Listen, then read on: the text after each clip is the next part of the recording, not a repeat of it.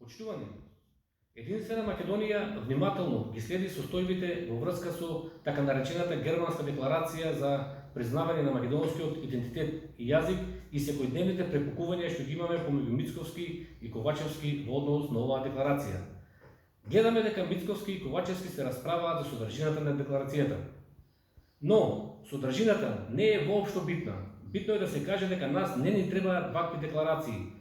Со овие декларации одиме на линијата на Бугарија и нејзините постојани тврдења дека македонците се создадени со документ од страна на Коминтерната и од страна на поранешниот југословенски водач Јосип Броз Тито.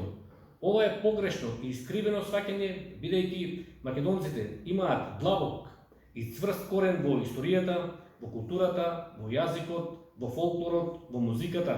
Затоа оваа декларација треба да се осуди, а не да се расправаме околу нејзината содржина.